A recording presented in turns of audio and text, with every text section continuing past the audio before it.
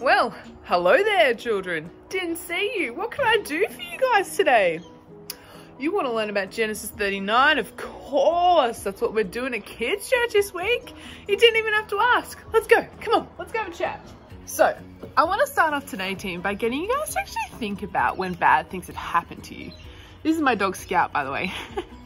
So these could be when you've been picked on at school for something, or when you do something really bad at home, or even when you're being made fun of for being a Christian at school. In these moments, team, do you think that God is with you? Or do you think that he's like left you to experience these bad things by yourself? But the truth is, team, and what we'll see today in Genesis 39, is that God is always with us and actually makes us perfect through times of trouble or suffering. Well, someone, team, who truly shows us this in the Bible is Joseph. You guys know Joseph? You know, the guy that has the super awesome coat? No? The one with like 11 brothers? No? The one like sold into slavery 2 weeks ago? Yes, that guy. Well, Genesis 39 tells us about a pretty tricky situation that he got himself into that wasn't good, but God was with him and helped him through everything. Verses 3 to 6 actually tell us that Joseph, at the start of his time in Egypt, worked for this guy, Potiphar, who was in charge of the whole palace guard. Now, during this time, Potiphar could see that God was helping Joseph to be successful in absolutely everything that he did. Our man Joseph even got promoted to be in charge of everything. But despite everything going super well at this point for our man Joseph, things quickly took a turn for the worst. Joseph got into some pretty sticky situations with Potiphar's wife.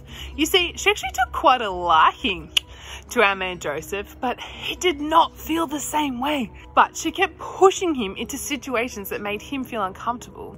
Despite his constant rejections, she wouldn't take no for an answer and ended up lying to other people, saying that he had done something wrong to her when actually he didn't. As you could imagine, this made Potiphar pretty mad at Joseph, and it says in verses 19 to 20, Potiphar became very angry and threw Joseph in the same prison where the king's prisoners were kept. Yikes, team! Joseph is now in prison! Oh no! Can you guys imagine how he must be feeling? Getting into trouble for something that he didn't do? Have you guys ever had this happen to you? When people made up some story about you that wasn't actually true and got you into trouble? Now, team, even though these really bad things happened to Joseph, we read that God was still with him. It actually says it 4 times in this passage. It says in verses 21 to 22, the Lord helped him and was good to him. He even made the jailer like Joseph so much, he put him in charge. Just like at the start of this chapter, when God took a bad situation and used it for good, he does the exact same thing right here at the end of this chapter, which is the way that God actually works. We see this with Joseph, but we also see it even more with Jesus. Jesus suffered and died on the cross for doing absolutely nothing wrong, but God turned that around for the most incredible good for all people. He rose Jesus from the dead, and it shows us that Jesus died to save the world, to save us from sin.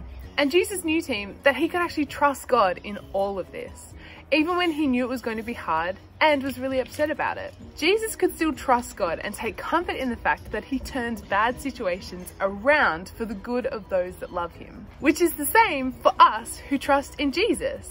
Like Joseph, team, bad situations can happen to us as well, can't they? People can treat us unfairly for things that we actually haven't done, like Joseph in this story. Hello, he's currently in jail right now, team. Or we can even be made fun of for believing in Jesus. And this can leave us feeling angry or wanting revenge, or even like God has ditched us. But what we can see from Genesis 39 is that God is with his people in these times, whether we can see it or we can't. The Bible says, God will bless you even if others treat you unfairly for being loyal to him.